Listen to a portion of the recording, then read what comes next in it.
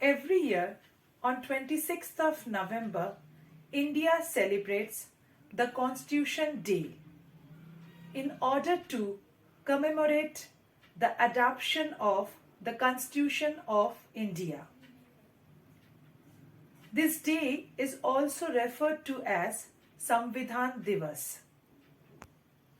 The Constitution of India was enacted by the Constituent Assembly on 26th of November 1949 and it became effective on 26th of January 1950.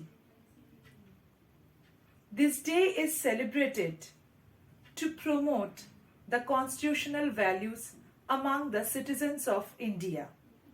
Previously, it was celebrated as National Law Day.